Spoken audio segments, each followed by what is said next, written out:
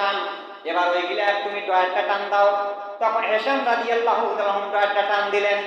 যখন টান দিলেন, দেওয়ার পরে দেখতে পাইলেন একটা কালো বর্ণের চাদর। যখন কালো বর্ণের চাদর দেখতে পাইলেন, তখন বাদশা এবার বললেন, ও আবু বকরের নেতৃত্বের হেশাম, এখন চাদরটা খোলো তো, কি দেখতে পাবে।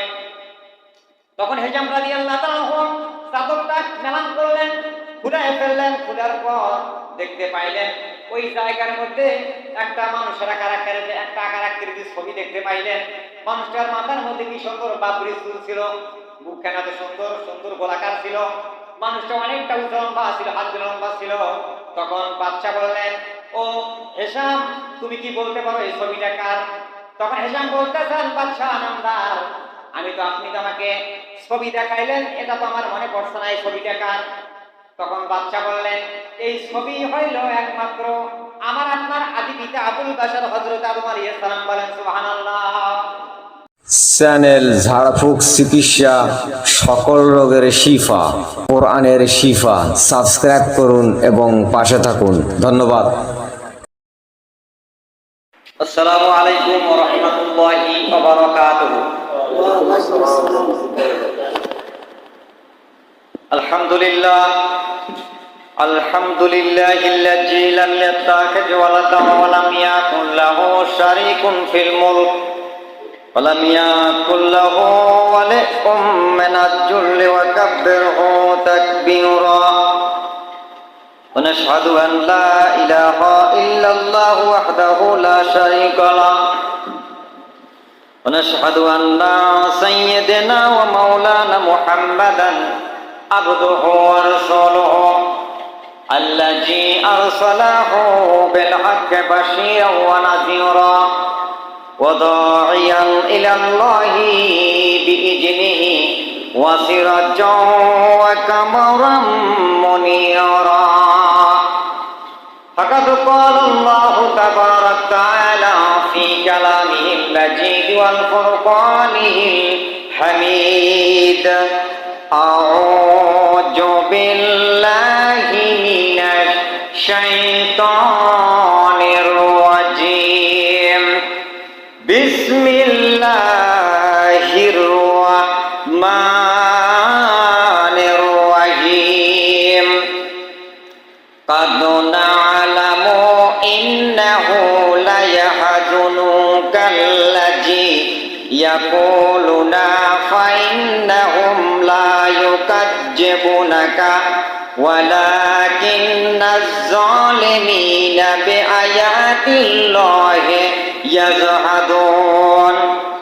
وقال تعالى رسول الله صلى الله عليه وسلم: يقول الرب تبارك وتعالى من شغله القرآن عن ذكري مسألتي آتيته أفضل ما أوتي السائلين.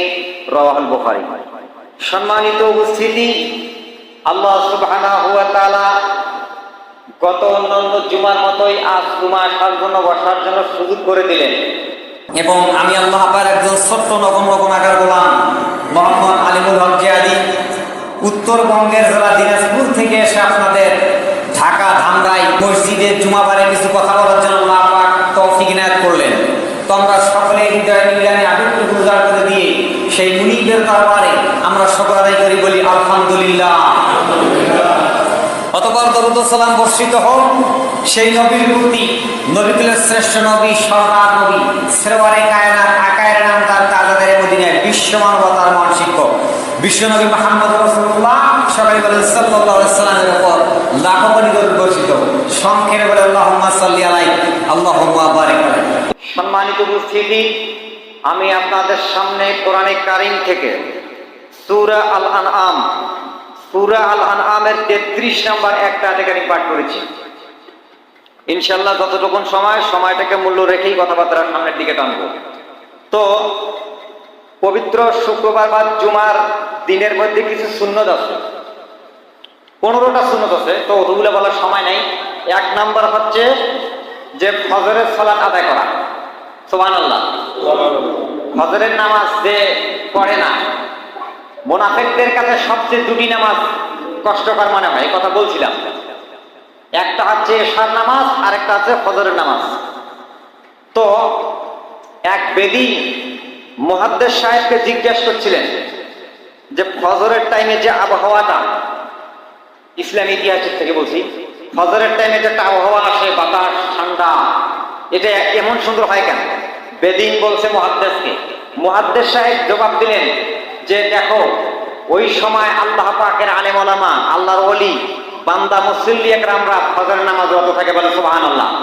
এই জন্য এই ইয়াটা পাওয়া যায়, মুনাফিকদের নাকের নিঃশ্বাস নিমিশেষে হয়ে যায় ওই সময়টা। আর ওই টাইমটা মুনাফিকদের ঘুম ভালো হয়, যারা রাত্রবেলায়, এখন তো প্রায় মনে করেন যে আজ থেকে 20 বছর আগে, 20 বছর আগে লক্ষ্য করেন, 20 বছর আগে আপনার 9টা 10টাতে মানুষ ঘুম হয়ে যেত। সকালবেলা ফজরের নামাজ পড়ার পর পাড়ায়, মক্তবে, মসজিদে কোরআনে কারিমের পড়ার একটা গুমগুম আওয়াজ হইতো না? হইতো। এখন এটা নাই, যদিও আস্তা কম। কেন নাই? এখন ডিজিটাল যুগ বেড়েছে, যে মোবাইল, এশার নামাজ পড়া, খাওয়া দাওয়ার পর বা শুয়ে এই যে মোবাইল টিপতেছে, টিপতে টিপতে টিপতে রাত 1টা পারে গেছে, টের পায়নি। তো ঘুমটা তো ওই সময় ভালো হবে। তো যাক, তো আমি আপনাদের সামনে কোরআনে কারিম থেকে সূরা আল আনআমের 33 নম্বর আয়াতে কারিম বলেছি। তো কোরআন, হাদিস, মাদ্রাসা এগুলি কিয়ামত পর্যন্ত থাকবে, মসজিদ কিয়ামত পর্যন্ত থাকবে। কিন্তু মানুষ, ইমাম, মুয়াজ্জিন, মুসল্লি ইকরাম এরা আস্তে আস্তে থাকবে না, এরা দুনিয়া থেকে চলে যাবে। মসজিদ থাকবে, মসজিদ থাকবে, কোরআন থাকবে, মাদ্রাসা থাকবে, কিন্তু মানুষ কি একটা পর একটা আস্তে আস্তে যাবে। কিন্তু কোরআন অত সহজে শেষ হবে না, কেউ উড়াই দিতে পারবে না, মসজিদও কেউ এগোতে পারবে না। তো এই জন্য আমরা কি করব, যেহেতু এগুলো থাকবে, তাহলে কোরআনে আল্লাহ পাকের হুকুম আহকাম মেনে আমাদের জীবন চালাইতে হবে, বলেন সুবহানাল্লাহ। কারণ মৃত্যু তো আসবেই, এটা অনেক কথা বলেছিলাম, আরো আপনারা শুনেছেন, অনেক ওলামা ভাই কথা বলেছে। এই জিনিসটা আমাকে লক্ষ্য রাখতে হবে। এই যে পবিত্র শুক্রবার বা জুমার দিন, সপ্তাহের ইয়াউমুল জুমা, এটা হয়েছে কেন? যে আল্লাহ রাসূল এই যে সপ্তাহে একদিন, সপ্তাহের সরদার দিন, এই যে বক্তব্য হবে, খুতবা হবে, শুধু কিসসা কাহিনী বললে হবে না। এই 7 দিনে আপনি কিভাবে চলবেন, কিভাবে কি করবেন, আপনার ব্যক্তিগত, পারিবারিক, সামাজিক সব কিছু, এগুলি হুকুম আহকাম শুনতে হবে এবং এগুলো মেনে চলতে হবে। এই জন্যই সিস্টেমটা হয়ে আসছে। তো এখানে আল্লাহ পাক বলেছেন, কাদ না'লামু ইন্নাহু লা ইয়াহজুনুকাল্লাযী, এর অর্থ আছে যে আল্লাহ পাক বলছেন, হে রাসূল আমি জানি, আল্লাহ বলতেছেন কাকে? নবীকে। হে রাসূল আমি জানি ওই সমস্ত বেঈমান, ওই সমস্ত কাফেরদের উক্তি, ষড়যন্ত্র, ওদের চুক্তি, কলাকৌশল সব আমি জানি। ওরা আপনাকে কষ্ট দেয়, ইয়াকুলুনা ফাইন্নাহুম লা ইউকাজ্জিবুনাকা, কিন্তু ওরা আপনাকে মিথ্যা বলে না। কাফের বেঈমানরা কি মিথ্যা বলে না? ওরা আপনাকে মিথ্যা বলে না, সত্যই বলে। কিন্তু ওয়ালাকিন্নাজ জালিমিনা বিআয়াতিল্লাহি ইয়াজহাদুন, এই কাফের জালেমের বাচ্চারা আমার আয়াতকে, কোরআনের হুকুমকে, আইনকে অস্বীকার করে, নাউযুবিল্লাহ। ওরা বিশ্বাস করে কিন্তু ওরা মানে না। কেন মানে না? ওরা মানলে পরে ওদের ওই রকম এইরকম থাকবে না, যে একটা উচ্চ মর্যাদায়, পদমর্যাদা ছিল, ওইটা থাকবে না। একটা মান সম্মানের ব্যাপার, এইটা চেঞ্জ হবে, ওইটা চেঞ্জ হবে, কেমন কথা। এই জন্য আল্লাহ পাক এ কথা বলেছে। তো আরেক জায়গায় আল্লাহ পাক বলেছে যে নবী, যখন কোরআনে কারিমের আয়াত পাঠ করা হয়, কোরআনে কারিমের বক্তব্য দেওয়া হয়, তখন দেখবেন আপনি ওদের চোখ, আল্লাহ বলতেছেন নবীকে, তখন আপনি ওই সমস্ত কাফেরদের, ওই সমস্ত নাসারা, খ্রিস্টান, ইহুদিদের দেখবেন ওদের চোখগুলোতে অশ্রু বয়া যাইতেছে, মানে চোখগুলোতে পানি ঝরতেছে, কিন্তু ওরা মুখে ফেটে ওরা বলতে পারতেছে না। কিন্তু আপনি এটা দেখবেন, এটা হচ্ছে কোরআনে কারিমের মুজিজা। পৃথিবীতে অসংখ্য কিতাব আছে, অসংখ্য কিতাব আছে, কোন কিতাবের মধ্যে এরকম বর্ণনা নাই যে যখন গীতা পাঠ করা হয় তখন তোমরা মনোযোগ সহকারে শোনো। পুরাণ, বাইবেল, গীতা, বেদ, বেদান্ত, পৃষক, রামায়ণ, মহাভারত, ত্রিপিটক, উপনিষদ, পাদরিকা রামায়ণ, আদিজ্ঞান, মনুষ্যবিদ্যা, আবাসকোষ, পরাশখণ্ড, জিন্দা বিস্তার, জিন্দাবাদ, লুক, জোহন, মার্ক, মতি, Greek, New Testament, Old Testament, এই যে বললাম কিতাবগুলোর নাম, এগুলো সব এই মোবাইলে আছে। এগুলো আমি যখন যেটা দরকার প্লে স্টোর থেকে ডাউনলোড করে আপনারা করতে পারবেন। বলবেন ত্রিপিটক বাংলা, সাথে আসবে। এখন তো সুবিধা। এই যে এই কিতাবগুলোর মধ্যে একটা তো নাই যে যখন পড়া হবে তখন তোমরা খুব গুরুত্বপূর্ণ সহকারে শোনো। শুধু একমাত্র আছে কোথায়? কোরআনে কারিমের মধ্যে আছে। যখন কোরআনে কারিমের বক্তব্য হয়, কোরআনে কারিমের আয়াত পাঠ করা হয়, তখন আল্লাহ রাব্বুল আলামিন কথা বলতে নিষেধ করেছেন। বলেন সুবহানাল্লাহ। খুব গুরুত্বপূর্ণ সহকারে। কেন? কোরআনে কারিমে আল্লাহ রাব্বুল আলামিন বলেন, ওয়া ইজা কুরিয়াল কুরআনু ফাসতামিউ লাহু ওয়ানসিতু লাআল্লাকুম তুরহামুন। বলেন আল্লাহু আকবার। আল্লাহ রাব্বুল আলামিন বলেন যে যখন তোমাদের সামনে কোরআন পাঠ করা হয়, আবৃত্তি করা হয়, তখন তোমরা নির্চুপ মনোযোগ সহকারে শোনো, যাতে করে আল্লাহ পাকের তোমাদের উপর রহমত বর্ষণ হয়। বলেন সুবহানাল্লাহ। এই আয়াত নাজিল হওয়ার আগে, সূরা আল আরাফ 204 নম্বর আয়াত সম্ভবত, এই আয়াত নাজিল হওয়ার আগে মসজিদে নববীতে বা সাহাবায়ে কেরামদের একটা প্রচলন চালু ছিল। সেটা কি? ওরা নামাজরত অবস্থায় কথা বলছিলেন। নামাজ এক ভাই দাঁড়াইছে, সে জিজ্ঞাসা করে, কিরে বাইরে কাজ হলি? নামাজ উত্তর দিতেন। এরপরে এইরকম কথাবার্তা চলছিল। যখন আয়াত নাজিল হয়ে গেলে তখন আল্লাহ পাক নবীজির মাধ্যমে বললেন যে তখন কথা বলা নিষেধ, একদম মনোযোগ সহকারে শুনতে হবে। কারণ ওই সময় আল্লাহ পাকের তরফ থেকে কি হয়? রহমত বর্ষণ হয়। বলেন সুবহানাল্লাহ। রহমতটা কি, নূরটা কি, এটা তো আমরা চোখ দিয়ে দেখতে পাবো না।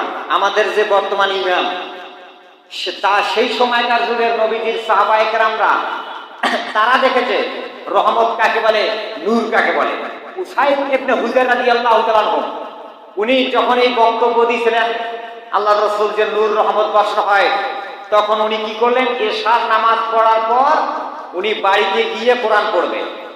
তো কোরআন যে পড়বে, তার বাড়িটা একটা ছোট্ট আকারের বাড়ি ছিলেন। তার একটা বাচ্চা ছেলের নাম তার ইয়াহইয়া।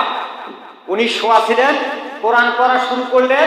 তার সাইডে একটা ঘোড়া ছিল, এক বর্ণনায় ঘোড়া, আরেক বর্ণনায় গাধা। তো এরকম লাফতেছে। উনি চিন্তা করলেন যে লাফে কেন? আমি বাড়িতে ঢুকে দেখলাম ঘোড়া দাঁড়ায় আছে, কোরআন পড়তে ধরলাম, ঘোড়া লাফে কেন? তো আমি যদি পড়ে যাই তাহলে তো কোরআন পড়তে পড়তে গেলে তো ঘোড়া লাফতে লাফতে আমার বাচ্চার গায়ে উঠতে পারে। এই পরিকল্পনায় পড়া বন্ধ করলেন, ঘোড়ার লাফানো বন্ধ হয়ে গেল। ব্যাপারটা বুঝলেন না, আবার পড়ার চেষ্টা করলেন, আবার লাফা শুরু হয়ে গেল। তিনি চিন্তা করলেন যে কি করা যায়। আল্লাহ পাক বলেছেন কোরআনে কারীম পড়লে নূর রহমত বর্ষণ হবে। আমি রাত্রে পড়তেছি একাকী নিরিবিলি ভাবে, খাস করে আল্লাহর কাছে দোয়া পড়া এগুলি কবুল হয় সেই সময় নিরিবিলিতে একাকী ভাবে। হাদিস শরীফের মধ্যে আসছে যে ফরজ নামাজ মসজিদে নববীর মধ্যে 1 রাকাত নামাজ পড়লে 50,000 রাকাত নামাজের সওয়াব। তো সেই মসজিদে আল্লাহর রাসূল ফরজ নামাজ পড়েন, বাড়িতে গিয়ে সুন্নাত পড়েন। বলেন সুবহানাল্লাহ। আপনারা সুন্নাত নামাজগুলো মাঝে মধ্যে বাড়িতে পড়বেন, ওটাকেও কবর হিসেবে সাক্ষী রাখবেন, তাইলে ওখানকার হক বা ওখানকার সুন্নত কি আদায় হয়ে যাবে। তা শেষ পর্যন্ত উনি চিন্তা করলেন যে কি করা যায়। এই চিন্তা ভাবনায় তিনি কোরআন পড়া বন্ধ করে দিলেন। যখন কোরআন পড়া বন্ধ করে দিলেন, এরপরে ঘোড়ার লাফন বন্ধ হয়ে গেল। যাওয়ার পরে পরের দিন সকালবেলা ফজরের নামাজ আদায় করলেন। করার পরে বিশ্বনবী মুহাম্মদুর রাসূলুল্লাহ সাল্লাল্লাহু আলাইহি সাল্লামের কাছে গিয়ে এই সংবাদ গ্রহণ দিলেন। নবীজির কাছে গিয়ে বলেন, ইয়া রাসূলুল্লাহ, ইয়া হাবিবাল্লাহ, গতকাল রাত্রে আমি কোরআন আবৃত্তি পড়ার জন্য আমি মনস্থ করলাম, তখন দেখি আমার বাড়ির ঘোড়াটা লাগতেছে। তখন আল্লাহ রাসূল বললেন, তখন তুমি কি করেছিলে? উসাইদ বলতেছে, ইয়া রাসূলুল্লাহ, আমি কোরআন পড়া বন্ধ করে দিলাম, তার কারণ আমার বাড়ির একটা সংকীর্ণ জায়গার মধ্যে আমার বাচ্চা ছেলে ইয়াহইয়া শোয়া ছিল, ওই ওনার গায়ে উঠবে, এই জন্য আমি পড়া বন্ধ করে দিলাম। আল্লাহর নবী বলছেন, উসাইদ রে, তুমি যদি সকাল পর্যন্ত কোরআনুল কারীম পড়তে পড়তে যদি থাকতে, তাহলে সকাল ভোর হইতে হইতে তুমি তোমার নিজের চোখ দিয়ে আল্লাহ রাব্বুল আলামিনের কুদরতের রহমতের ফেরেশতাকে দেখতে পাইতেন। বলেন সুবহানাল্লাহ। এই যে আল্লাহ রাসূল বললেন যে ওই সময় নূর বর্ষণ হয়েছিল আল্লাহর রহমতের ফেরেশতা, কারণ তুমি তো মানুষ, তুমি তোমার চোখ দিয়ে দেখতে পাও নাই, কিন্তু ওইখানে গাধাটা ঘোড়াটা ছিল কি জানোয়ার প্রাণী, ও দেখতে পেয়েছে, এই জন্য ও লাফতেছে। এই যে কোরআনে কারীমের যখন পড়া হবে, বক্তব্য হবে, তখন কি হবে? আমাদেরকে মনোযোগ সহকারে শুনতে হবে, এটা বুঝতে হবে। এই জিনিসগুলো আমাদেরকে খুব ইয়াদ করতে হবে। তো আল্লাহ পাক এখানে বলেছে যে নবীজি, যখন ওরা আপনাকে কষ্ট দেয়, কথার মাধ্যমে প্রশ্ন দেয়, আটকায় দেয়, অমুক তমুক বিভিন্ন বালা মুসিবত দেয়। আপনার মিথ্যা বলে না, কারণ মিথ্যা বলবে কেন? আপনি যেটা বলেন সেটা ডাইরেক্ট বলেন, আমার পক্ষ থেকে বলেন। নবীজি যে কথাটা বলে মুখ দিয়া, এ কথাটা নবীজির নিজ ব্যক্তিগত ইচ্ছাকৃত ভাবে বলে না, কারণ এ কথাটা কার বলে? আল্লাহ রাব্বুল আলামিনের দেওয়া বলে। কোরআনে কারিমে আল্লাহ রাব্বুল আলামিন বলেন, ওয়া মা ইয়ানতিকু আনিল হাওয়া ইন হুয়া ইল্লা ওয়াহয়ুন। আল্লাহ রাব্বুল আলামিন বলেন, আমার নবী নিজের নফস অনুসরণ করে বানিয়ে তিনি কোনো কথা বলেন না। আমি আল্লাহ পাক যেই কথাটা বলার জন্য বলি ওই কথাটাই তিনি বলেন, আর ওই বলাটার নাম হলো ইন হুয়া ইল্লা ওয়াহয়ুন। ওটা হচ্ছে ওহী। বলেন সুবহানাল্লাহ। তাহলে নবীজি কি বানায় কথা বলে? বানায় তো বলতে পারবে না। তো আল্লাহ পাক এই কথা বললেন। তো এই জন্য কি করবে? কিন্তু আপনি যখন ওদের সামনে এরকম দাওয়াত এরকম বলবেন, কিন্তু ওরা মিথ্যা বলবে না, কিন্তু জালেমের বাচ্চারা আমার আয়াতকে, আমার আইনকে, হুকুমকে অস্বীকার করে। তো রাসূল পাক সাল্লাল্লাহু আলাইহি সাল্লাম যখন দুনিয়া থেকে চলে গেলেন, তো যাওয়ার পরে এই দায়িত্বটা, এই দাওয়াতটা, কোরআন কারীমের দাওয়াত, তাওহীদের দাওয়াত, রিসালাতের দাওয়াত চলে গেছে কি বন্ধ হয়ে যাচ্ছে? না, বন্ধ তো হবে না। নবীজির সাহাবায়ে কেরামরা ছিল, আবু বকর, ওমর, ওসমান, আলী, এরপরে তারা চলে যাবে, তাবে তাবিন, আইম্মায়ে মুজতাহিদিন, এই পর্যন্ত আলেম ওলামারা চলবে, কিয়ামত পর্যন্ত থাকবে। এটা বন্ধ হবে না, এটা চলতেই থাকবে সংগ্রাম।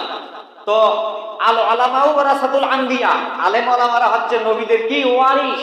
তো আবু বকর সিদ্দিক রাদিয়াল্লাহু তাআলা আনহুম যখন খেলাফত, উনি যখন ক্ষমতা পাইলেন, তখন উনি কি করলেন? উনি ক্ষমতা পাওয়া কালে একজন সাহাবী হিশাম ইবনে আস রাদিয়াল্লাহু তাআলা আনহু ওনার নেতৃত্বে পাঠালেন এই কালেমার দাওয়াত দেওয়ার জন্য, যে তোমাকে একটা দেশকে পাড়ি দিয়ে এক দেশে যেতে হবে। হিশাম বিন উসামি রাদিয়াল্লাহু তাআলা আনহু ওনাকে বললেন। কতিপয় কিছু লোকজন নেন, তো নেওয়ার পরে হিশাম রাদিয়াল্লাহু তাআলা আনহু তিনি রওনা দিলেন আবু বকর সিদ্দিকের খেলাফত আমলে। রাসূল সাল্লাল্লাহু আলাইহি ওয়াসাল্লাম তখন দুনিয়াতে নাই। তো উনি যখন রওনা দিলেন, মদিনা পার হয়ে দামেস্কে পার হয়ে গেলেন। দামেস্কের গুতা নামে একটা জায়গা আছে, ওই জায়গায় গিয়ে সিরিয়া দেশের বাদশাহ জাবাল ইবনে আইহাম, সিরিয়া দেশের প্রধানমন্ত্রী বাদশাহ জাবাল ইবনে আইহামের একটা বডিগার্ড, ওনার সঙ্গে সাক্ষাৎকার হলো।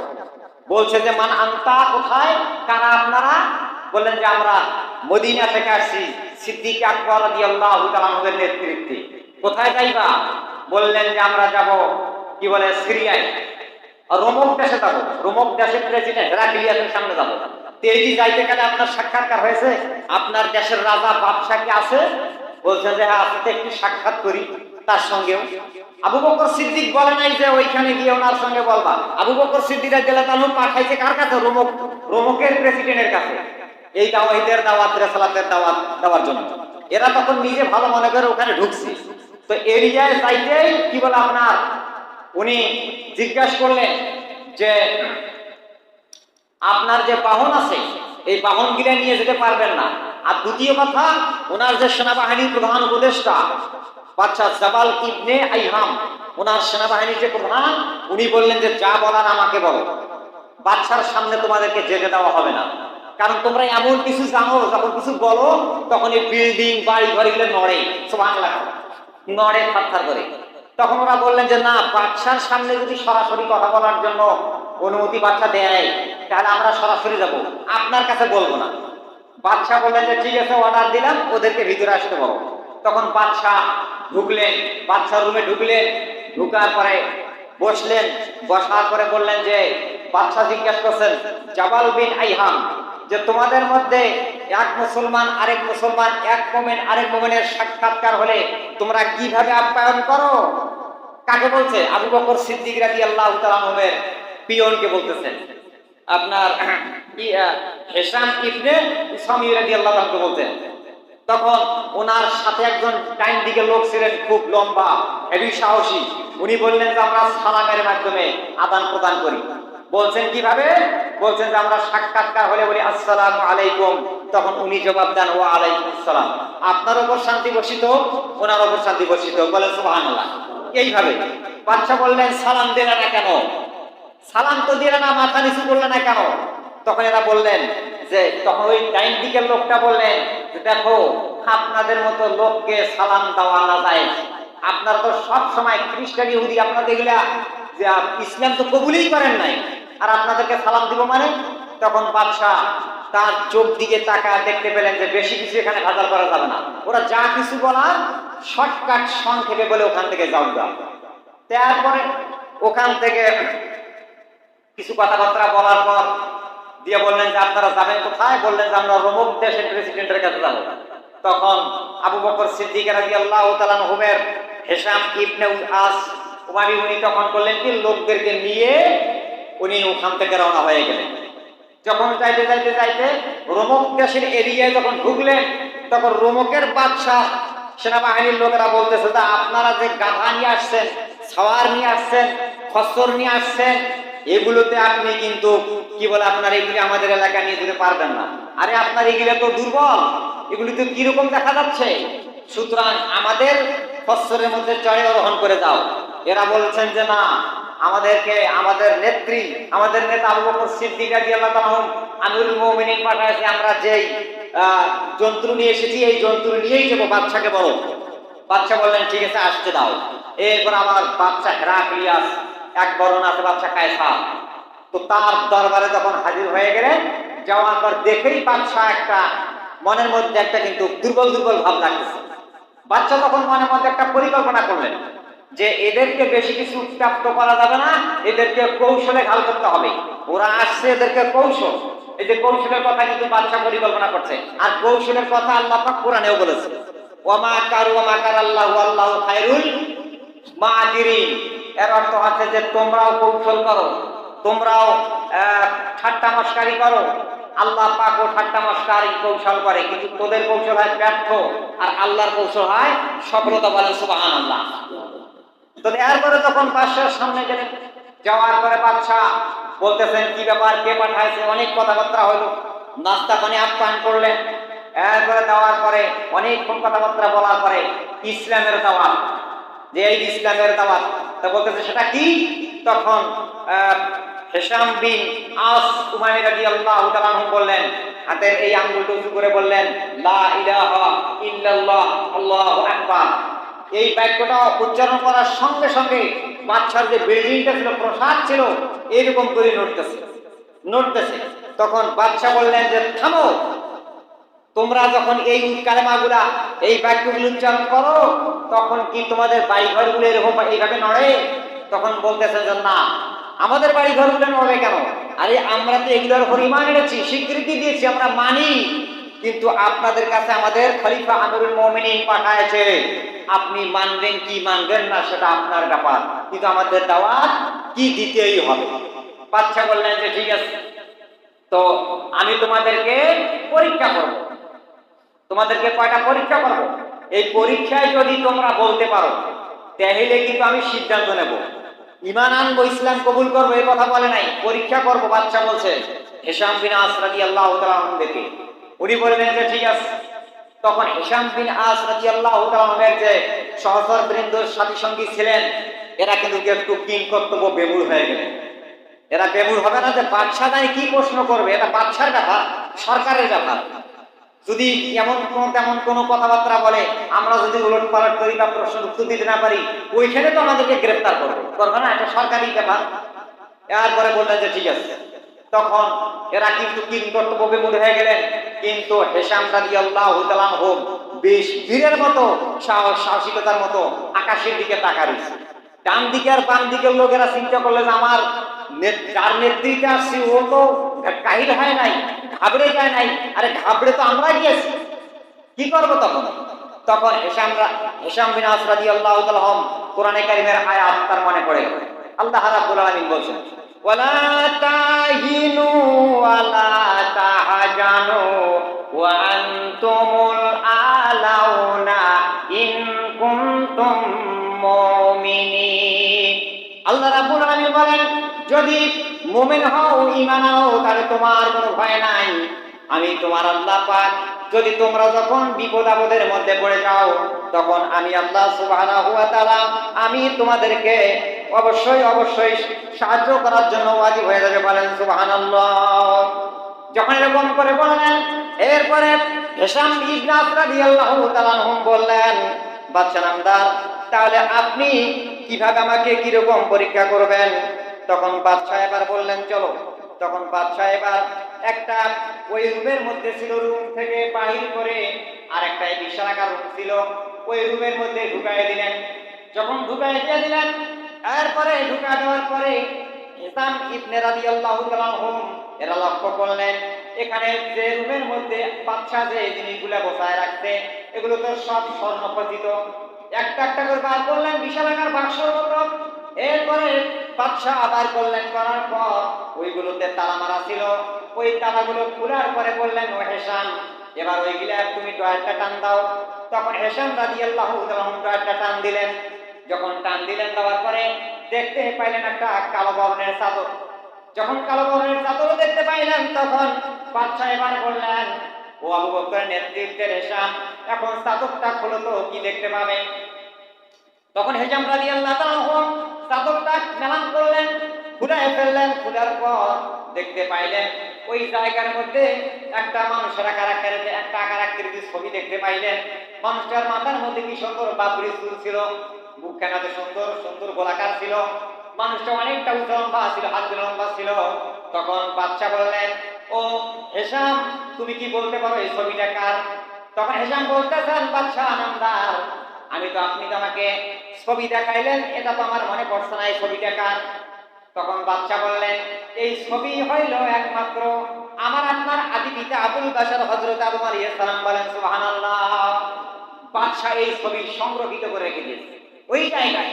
তখন হিশাম রাদিয়াল্লাহু তাআলা আনহুর লোকেরা চিন্তা করলেন যে সর্বনাশ, আদি পিতা আদম আলাইহিস সালাম আবুল বাশারের ছবি এই বাদশা রাখছে।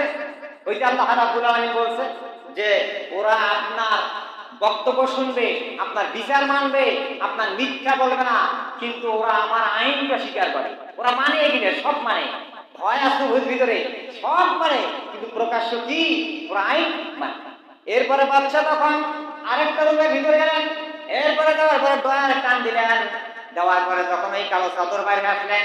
আসার পরে বললেন, ও হিশাম, এবার এটা মূলত যখন ওটা খুললেন, খোলার পরে আরেকটা লোকের ছবি বাইরে হলেন। যখন ছবি বার হয়ে গেলেন, তখন বললেন যে, ও হিশাম, এবার বলো যে ছবিটা কার? তখন হিশাম রাদিয়াল্লাহু তাআলা বললেন, এটা তো আমরা চিনতে পারছি না ইনিকে। তখন এই বাদশা বলল, হিশাম, এই ছবিটা তিনি আর কেউ নন, আল্লাহ সুবহানাহু ওয়া তাআলা তোমাদের রব, যাকে আমরা গড মানি, ঈশ্বর মানি, পরমেশ্বর মানি। তো উনি যখন পৃথিবীতে যেদিন প্রথম রাসূল হিসেবে পাঠাইছেন, তোমার কোরআনে কারিমে বলেছে, লাকাদ আরসালনা নূহান ইলা কাউমিহি ফাকালা ইয়া কাউমি ইবুদুল্লাহ মা লাকুম মিন ইলাহিন গায়রু। আল্লাহ রাব্বুল আলামিন বলেন, আমি নূহ আলাইহিস সালামকে বললাম, হে নূহ, তোমার জাতির সামনে বললাম, নূহ আলাইহিস সালামকে পাঠাইলাম। নূহ আলাইহিস সালাম ছিলেন প্রথম নবী ডিপার্টমেন্টের রাসূল। নূহ আলাইহিস সালাম দিয়া বলেন, হে আমার কওম, হে আমার জাতি, তোমরা আল্লাহর ইবাদত করো, গোলামি করো, তিনি ছাড়া তোমাদের কোনো ইলাহ নাই, মাবুদ নাই। সুতরাং তার আইন মেনে তোমাদের জীবন পরিচালনা করো। বলেন সুবহানাল্লাহ। বাদশা বললেন, এই হচ্ছে নূহ আলাইহিস সালাম। এরপরে আরেকটা রুম বেরোলেন। এরপরে চাদর বাইর করলেন, করার পর আবার বার হয়ে গেল। বাইরে যখন হয়ে গেলেন, তখন দেখলেন মাথার ওই ছবিটাতে দেখা যাচ্ছে মাথার চুল দিয়ে মানে পানি পড়তেছে। তখন বললেন, ওই হিশাম, দেখো তো এই ছবিটা কার? বললেন, না, আমরা চিনি না। তখন বাদশা বলল, হিশাম, এই ছবিটা হলো ঈসা রুহুল্লাহ, যাকে আমরা আল্লাহর গোলাম মানি, নাউযুবিল্লাহ। এরপরে যখন চলে গেলেন, চতুর্থ নাম্বার অনেকগুলো নবীকে দেখায়, কিন্তু ওগুলো বলার সময় নাই। তখন চতুর্থ নাম্বার পয়েন্টে গেলেন, তখন ডয়ার টান দিলেন। টান দেওয়ার পর বললেন, হিশাম, এবার আপনি চাদরটা খুলেন। যখন চাদরটা খুললেন, খোলার পর হিশাম রাদিয়াল্লাহু তাআলা কিংকর্তব্য বেকুরে ছবি এরকম জড়ায় ধরলেন। বেকুল হয়ে গেলেন, কাঁদতে লাগলেন। যখন কাঁদতে লাগলেন, তখন বাদশা এবার বললেন, হিশাম, এবার নিশ্চয় আপনি এই ছবিটাকে চিনতে পেরেছেন।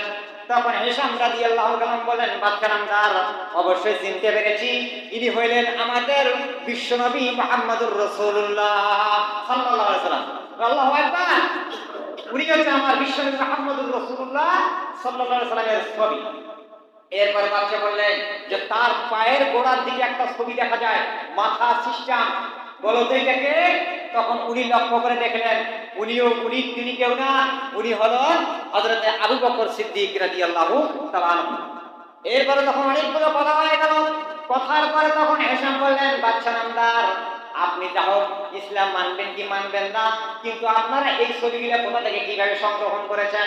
তখন বাদশা বলল, হিশাম শোনো, যখন আল্লাহ সুবহানাহু ওয়া তাআলা প্রথম আদম আলাইহিস সালামকে পাঠালেন, আদম আলাইহিস সালাম তখন আল্লাহ পাকের কাছে দোয়া করেছিলেন, মহান রব, আপনি আমার সন্তানদের মধ্যে কাদের কাদের আপনি নবুয়ত দিয়ে নবী বানাবেন একটু দেখায় দাও।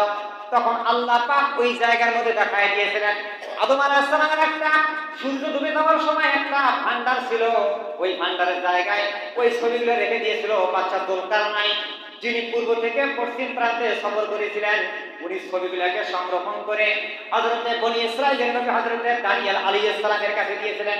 আমি দানিয়েল আলাইহিস সালামের কাছে খুব যত্ন সহকারে এখানে রেখে দিয়েছি, বলেন সুবহানাল্লাহ। আল্লাহ সুবহানাহু ওয়া তাআলা বলেছেন যে নবীজি এইরকম। তখন এরা এই সংবাদ দেওয়ার ওখান থেকে ওরা চলে আসলেন, আশা করে বললেন যে আমরুল মুমিনিন, আপনি যার কাছে পাঠাইছেন আপনি বলছেন যে সব ওরা পড়ে পড়ে বলবে, আপনি তো আমাকে বলেন নাই, কিন্তু ওরা আমাকে একটা পর একটা পর এরকম করে অনেকগুলো দেখাইছে, লাস্টে আপনার ছবি পর্যন্ত ওখানে। তখন আবু বকর সিদ্দিক বললেন, যেটা ওরা শেষ পর্যন্ত কি বলেছে? তখন বলতেছে যে ওরা আমরা ইসলাম কবুল করবো না সেটা আমার ইচ্ছাগত ব্যাপার, ব্যক্তিগত ব্যাপার, আপনারা এখান থেকে যেতে পারেন। তখন ওরা সম্মানের সহিত ওখানে হাদিয়া দিয়েছে, টাকা পয়সা দিয়েছে, খাওয়া দাওয়া দিয়েছে, কিন্তু চলে আসছে। তারপরে আবু বকর সিদ্দিক রাদিয়াল্লাহু তাআলা আনহু উনি তখন কেটে বেকুল হয়ে গেলেন যে এই জাতিটা কতই ভালো না হয়তো যদি তারা এটা মানতো, ইসলাম কবুল করতো, কিন্তু তারা দুর্ভাগ্য। এই যে আল্লাহ পাক কোরআনে কারিমে বলেছেন যে নবীজি, ওরা আমার উক্তি আমার যুক্তি এগুলো সব জানা আছে, ওরা আপনার এই জিনিসগুলোকে মিথ্যা বলে না, ওরা শুধু আপনাকে কষ্ট দেয় বিভিন্ন সাইড দিক দিয়ে, কিন্তু ওরা আমার কি আয়াত হুকুম আকাম এগুলি মানে না। সম্মানিত উপস্থিতি, সময় খুব সংক্ষেপ, কথাটা বললাম। এইভাবে আমাদেরকে বাকি জীবনটা আল্লাহ পাকের হুকুম আহকাম মেনে আমাদের জীবন চলার তৌফিক দিন, এবং আমরা কি করি, 5 ওয়াক্ত নামাজ আদায় করার তৌফিক ফিল কোরআনিল আযীম ওয়া রাফানা ওয়া ইয়াকুম বিল আয়াতি ওয়া যিকরিল হাকীম ইন্নাহু কানা যাওয়াদুন কারীম মালিকুম বাররাফুর রহিম।